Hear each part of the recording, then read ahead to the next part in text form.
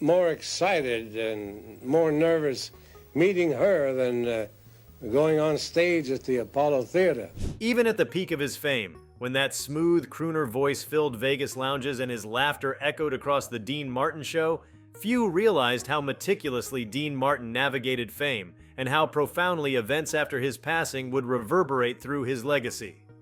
Born Dino Paul Crosetti on June 7, 1917, he rose from modest Italian immigrant roots in Steubenville, Ohio, to become the King of Cool. His career, marked by effortless charm, comedic ease, and a heart of gold, made him an icon of mid-century American entertainment. The casual persona he projected, a fun-loving tipsy crooner who rarely rehearsed, belied a savvy businessman who understood how to cultivate and sustain his appeal. Before we start, smash the like and subscribe buttons for more updates. Through the 1960s into the early 1970s, the Dean Martin Show exploded in popularity. He set conditions few would dare, demanding rehearsal-free Sundays, mid-show improvisation, and the right not to sing if he didn't feel like it. NBC, wary of spooking their star, agreed. It paid off. His improvisational wit, the lovable drunk image, and a rotating cast of celebrity guests turned the show into a national institution. Behind the scenes, however, Martin quietly amassed wealth. Recordings, film roles, endorsements, and smart investments. He even became the single largest minority shareholder in RCA stock. He diversified quietly and effectively. In his personal life, Martin was larger than life. 3 marriages, 7 children, and a roster of romantic relationships painted a complex tapestry. His marriage to Jean Bieger lasted decades and produced children who would inherit parts of his legacy. Tragedy struck when his son, actor Dean Paul Martin, died in a 1987 jet crash. That loss crashed into Martin's personal world, dimming the spotlight he often charmed with a grin. His grief hardened into reclusiveness and renewed drinking. Despite efforts by Jerry Lewis, Frank Sinatra, and others to coax him back into the public eye with tours and telethons, in September 1993, Martin was diagnosed with lung cancer. Years of smoking and a lingering persona as a drinker had taken their toll. He was advised surgery to extend his life, but he declined. In early 1995, his once regular appearances faded completely. On December 25, 1995, at age 78, he passed away at home in Beverly Hills from acute respiratory failure tied to emphysema. In a simple but profound tribute, the lights on the Las Vegas Strip were dimmed that Christmas night. Friends and fans welcomed his interment at Westwood Village Memorial Park in Los Angeles, where his crypt bears the inscription, "Everybody loves somebody sometime," the opening line from his signature song. With his passing, the public paused and wondered what became of the fortune he quietly built. Accounts suggest that Dean Martin was not only a savvy entertainer, but also wise with money. At his death, various sources estimate his estate's value at around $100 million, an astounding sum that underscored his enduring popularity and shrewd investments. Maintaining that wealth required trust and careful management. Dean Martin established the Dean Martin Family Trust, placed under the stewardship of trusted individuals, including his longtime agent, Mort Viner, and trustee Laura Leiser. The trust held the royalty streams from his pre-divorce recordings and related earnings. His ex-wife, Jean Martin, had negotiated in the divorce settlement the right to half of the royalties from records produced before their 1973 divorce. Crucially, that settlement also allowed Martin's talent agency to deduct its 10% commission before splitting the royalties. After Martin's death, Viner continued as co-trustee until his own death in 2003. After that, Leiser became the sole trustee. Jean Martin later sued, alleging that although Viner's death ended the trust's obligation to pay agency fees, Leiser continued deducting 10% from the royalties, effectively taking commissions she wasn't entitled to, and she demanded the money back, an accounting and damages. The legal battle underscores that even with careful planning, disputes can emerge, and money can become contested long after the original star is gone. So what happened to Dean Martin's money? His family continued to benefit from his royalties, licensing, and estate earnings, but the details remained wrapped in trust administration and ultimately legal contest. For years after his death, his daughters and beneficiaries received income from his endless catalog of recordings and appearances, even as trustees managed and sometimes redirected earnings. Gene Martin's lawsuit is a vivid reminder that legacies are living things, subject to interpretation, negotiation, and human imperfection. Beyond the lawsuits, Martin's cultural legacy and the value of his estate remains active decades later. His likeness and recordings continue to be licensed, his music rediscovered, and his persona retained in the collective imagination. The trust presumably continues to produce income, funding family members or designations specified by Martin's estate plans. The lines of succession and distribution have likely been resolved, but the fallout over agency fees highlights that even best-laid plans may require oversight and vigilance. The world that Dean Martin inhabited continued to evolve long after his passing. In recent years, the carefully preserved rights to his music, persona, and audiovisual archive have become extremely valuable assets, subject to strategic management by legacy preservation firms. In December 2022, Iconic Artists Group, founded by legendary manager Irving Azoff, acquired an equity stake in the Dean Martin Estate's holdings. That deal includes not only his music catalog, but also vast audiovisual material and a trove of memorabilia. The firm is working to reintroduce Dean Martin to new audiences through documentaries, biopics, possible musicals, apparel, and even beverages, and yes, a presence on TikTok is being actively considered. This deliberate repositioning speaks to the power of nostalgia married to modern marketing savvy. It reflects an understanding that stars of Martin's era, whose images and soundtracks still enchant across generations, can experience a renaissance when handled with intentionality. The old vaults of studio performances, television appearances, and conspicuous coolness that define the Rat Pack era are being dusted off and made new, catching eyes on streaming platforms and social media alike. But this renewed momentum hasn't been without its legal entanglements. As long as a trust remains irrevocable, like the Dean Martin Family Trust created in late 1995, it isn't easily changed. In 2022, a significant legal development unfolded when Gina Martin Romano, one of Dean Martin's heirs, challenged a settlement approved by the trustees. She argued it improperly modified key terms of the trust, specifically the provisions requiring each beneficiary's share to be held in a separate trust, and that successor trustees act on written requests to seek redress for prior trustee breaches. The California Court of Appeal ruled that the settlement improperly altered these terms and reversed the lower court's approval, reinforcing the binding nature of the trust's original structure. Amid these legal disputes, there's a broader, more poignant lesson about the use and misuse of power within financial stewardship. When Dean passed away, his vision for how his legacy would be managed was enshrined in detailed trust documents. Yet, as the years passed and different personalities entered the picture, some with legitimate oversight responsibilities, and others perhaps with less transparent motives, that vision came under strain. Whether it was Gene Martin's lawsuit in 2009 over continued 10% deductions in royalties by a trustee who wasn't an agent, or the later contestations by a granddaughter over fundamental trust structure, the law stepped in repeatedly to protect the intent Dean set down when creating the trust. Meanwhile, public appetite for Raw Dean remains insatiable. Even though The Dean Martin Show has not aired on television in decades, its DVD releases, produced in collaboration with Time Life, have been enormously successful. In fact, estimated revenues from DVD sales are rumored to be in the hundreds of millions. Martin's daughter Deanna has contributed commentary to newer releases, helping sustain interest in her father's charm and spontaneity for modern viewers. Time, after all, has a curious way of polishing soft contradictions. Dean never rehearsed, often appeared intoxicated on air, and yet delivered material with such unstudied ease that it's now treated as a timeless performance art. That same image powers the estates, merchandise, and digital appearances being cooked up by firms like Iconic Artists. This resurgent interest underscores how estate management is not merely about dollars and cents, but about image, cultural positioning, and narrative. Licensing Dean Martin's voice, name, and likeness isn't just a revenue stream, it's a cultural reclamation. Yet behind the scenes, trust law, litigation, and fiduciary responsibility continue to determine whose hands profit and whose rights are upheld.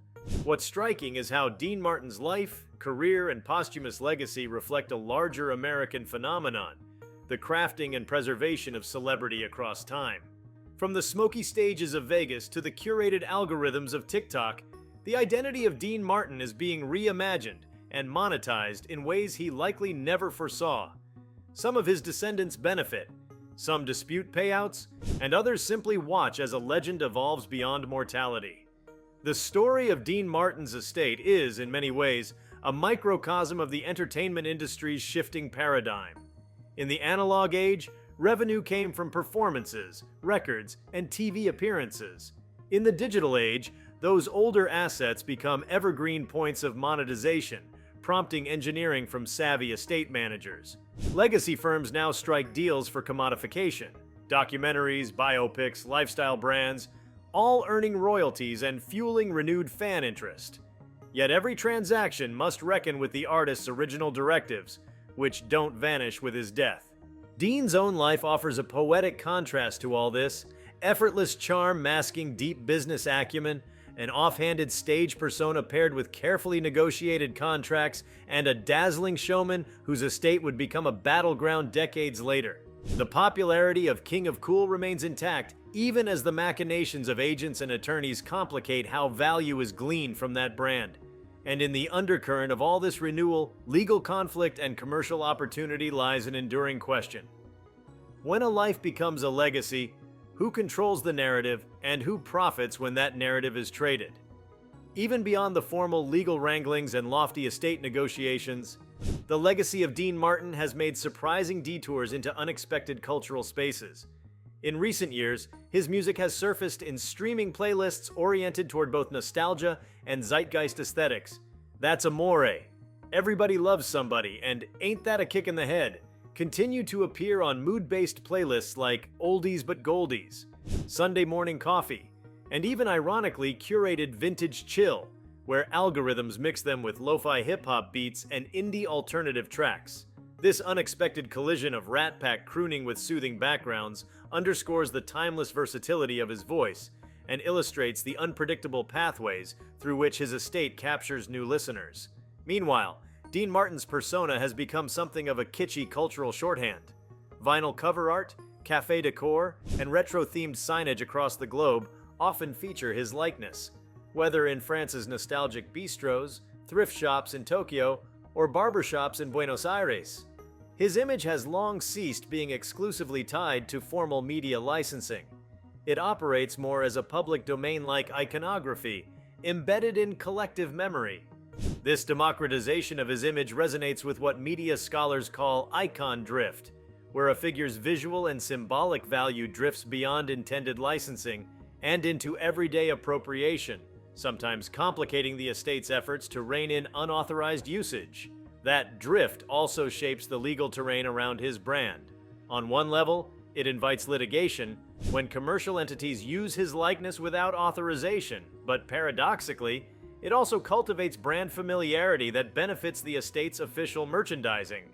Fans recreating vintage poster styles or cafe owners hiring lookalikes become informal ambassadors of Dean Martin's aura, free marketing that no licensing deal could buy. Turning to the estate's inner workings, there's another layer: funding educational initiatives. Public records indicate that the Martin family has engaged in philanthropic activities, most notably scholarships in performing arts at Steubenville institutions, bearing Dean's name. These philanthropic endeavors aren't headline-grabbing like legal disputes, but they embed his legacy in future generations' lives. The stipends have supported voice students, theater programs, and community music organizations, ensuring Dean Martin's influence extends into actual, tangible mentorship for newcomers pursuing stagecraft and musical performance. Beyond scholarships, select pieces of Dean's personal memorabilia, including the wooden stool he used on The Dean Martin Show and one of his signature fedoras, have made appearances at charity auctions. Auction records show these items often sell for tens of thousands of dollars. Their proceeds have occasionally supported causes such as cancer research, a mission especially poignant given Martin's own experience with lung cancer. Whether managed directly by trustees or by external agents, this use of personal artifacts bridges fan admiration with philanthropic goodwill in a way few entertainers' estates attempt. Let's pivot to a surprising ambush of Dean's legacy into fashion. Starting around 2023, a revival of vintage Las Vegas style promoted by streetwear brands has repurposed imagery of Rat Pack members, Dean front and center, on limited edition prints. The estate has occasionally licensed this artwork officially, though again, the informal reach of such designs happens online through TikTok reshares, Instagram fashion accounts, and Etsy stores. It's telling that Dean Martin's aesthetic appeal, loose suit jacket, cigarette in hand, relaxed smirk, resonates with Gen Z's ironic embrace of mid-century kitsch. In this sense, Martin has become an unexpected fashion muse for a generation that never lived through Sinatra-era nightlife. The resurgence of interest in his brand also intersects with modern media trends beyond music. Podcasts dedicated to Rat Pack history, such as Rat Pack Confidential or Every Sinatrology episode, frequently devote episodes to Dean Martin's demeanor, anecdotes from set, and his off-screen friendships with Sinatra, Lewis, and others. These discussions blend archival audio clips, historian interviews, and comedic retellings. Licensing snippets from That's Amore or vintage TV dialogue frequently requires estate clearance, representing another stream of revenue and simultaneously another reason why structured estate management continues to be needed. Moreover, his persona has bled into fiction. In several crime novels and screenplays, a character loosely based on Dean's charming, slightly inebriated, don't bother me right now cavalier crooner archetype surfaces. Though fictional, these characters often spark renewed interest in Martin, prompting readers to rediscover his recordings or search for his movies, effectively turning fiction into a gateway back to the original source. Some of these authors have gone on to consult the estate when adapting such characters for screen, further layers of legacy monetization via derivative storytelling. On a more intimate level, Dean Martin's children and grandchildren have contributed to his story in unique ways. Though traditionally private, a few family members have begun participating in documentary panels and pop culture retrospectives. One such panel, hosted virtually for the National Archives' Mid-Century Icons series, featured two of his grandchildren discussing the home life he fostered, family interactions backstage, and idiosyncratic bedtime routines.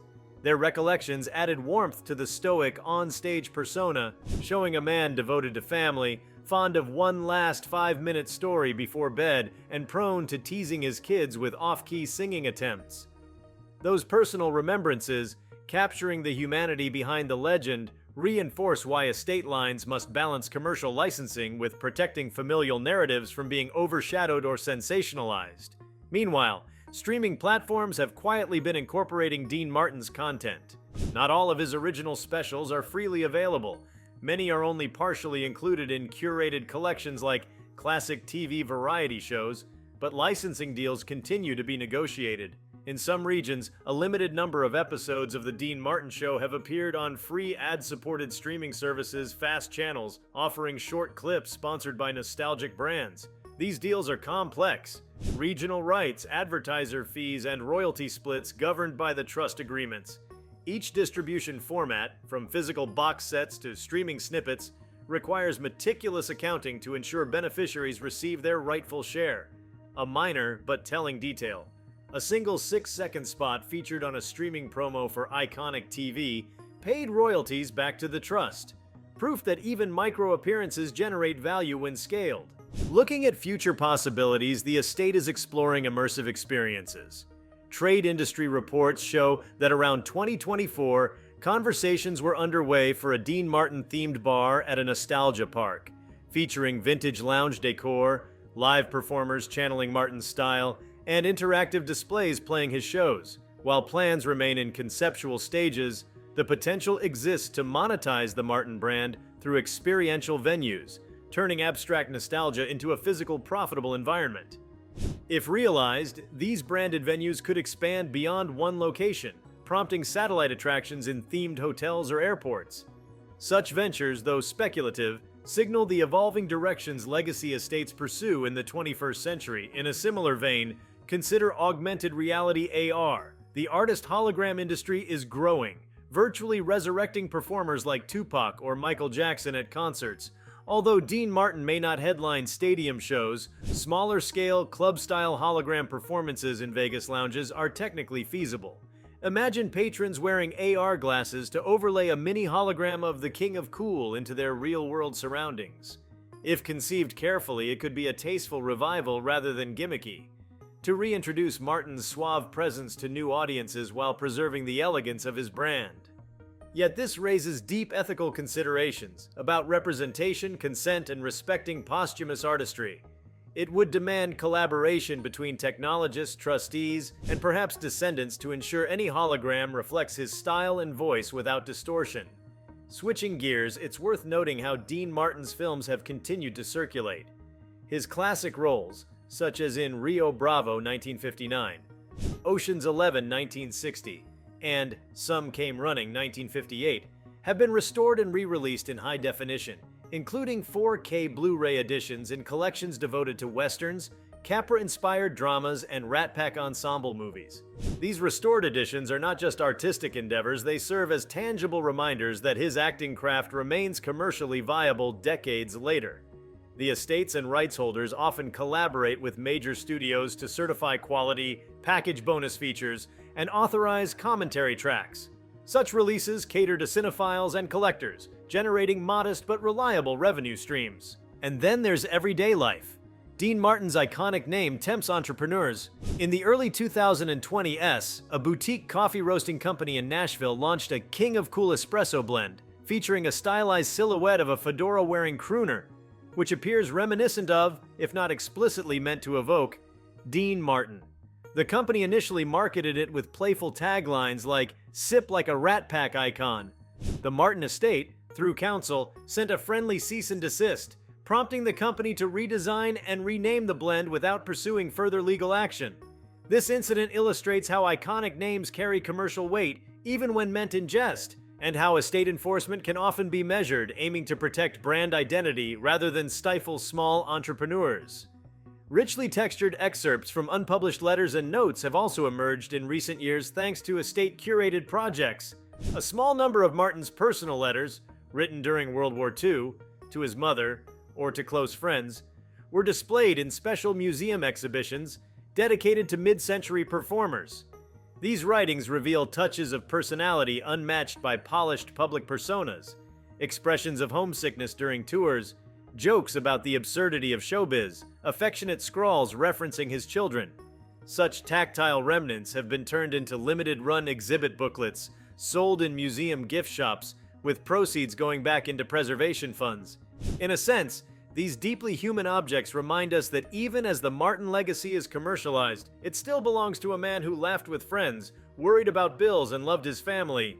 All these new avenues paint a picture of a legacy transformed from the physical, time-bound entertainer into a multifaceted, evolving asset. The trust that started as a mechanism to divide royalties has become a leverage point for global cross-media opportunities. From legal skirmishes and trustee disputes to coffee blends, podcasts, auctions, and immersive experiences, Dean Martin's presence stretches into arenas his 1960s self could never have imagined. Yet with each expansion come fresh imperatives: clarity in contract language, ethical usage, beneficiary oversight, and respect for the man behind the legend.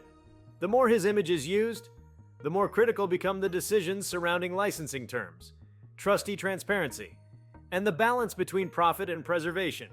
Through all of this, one principle stands clear. Dean Martin's legacy remains alive, not because of how he died, but because of how he lived, with confidence, warmth, humor, and a hint of effortless cool. Everything that unfolded after his passing, from courtroom battles to streaming playlists to hologram bar concepts, speaks to a man whose presence refuses to be boxed in by time or silence. His legacy, like his voice, endures. There's another often overlooked dimension to Dean Martin's posthumous influence: his place in academic study. Over the past 2 decades, film and cultural history programs have begun incorporating him into coursework on mid-century American identity. Professors use Martin's work, both on screen and in variety television, to illustrate how masculinity, leisure, and ethnic identity were constructed in the public imagination between the 1940s and 1970s. His Italian-American heritage, for example, plays a recurring role in these analyses. Scholars note how he navigated ethnic stereotypes, embracing certain tropes like the romantic charmer, while sidestepping the harsher caricatures that many Italian-American actors faced in the same era. In doing so, Martin helped normalize Italian-American presence in mainstream entertainment without overt political posturing, which itself becomes a point of academic debate. Beyond film schools, musicology departments have dissected Martin's vocal style, particularly his phrasing and ability to float just behind the beat. His warm baritone, minimal vibrato, and seemingly casual delivery are now studied alongside Sinatra's technical precision and Crosby's croon, making him an exemplar of a specific mid-century jazz-influenced pop sound. These studies emphasize his skill at creating intimacy, an ability that may explain why his recordings retain emotional resonance decades later. Such scholarly attention adds an intellectual weight to his cultural standing, reframing him not just as a celebrity, but as a subject of serious study. In the business world, Martin's career has become a case study in personal branding. Marketing seminars sometimes use his trajectory to illustrate the concept of authentic persona, the idea that a public figure's appeal can be built on the perception of being effortlessly genuine. Martin's stage image as the unbothered martini-in-hand host masked a meticulous control over his schedule, earnings, and partnerships. This balance between manufactured image and business acumen is used as a model for teaching brand management, especially for artists navigating today's influencer-driven markets. On the tourism front, Dean Martin's name continues to generate interest in his hometown of Steubenville, Ohio. Local heritage groups have promoted walking tours of sites connected to his early life, from the modest house where he grew up to the clubs where he first performed. Annual Dean Martin festivals draw visitors from across the United States, featuring tribute concerts, Rat Pack impersonators, and exhibits of personal memorabilia loaned by private collectors.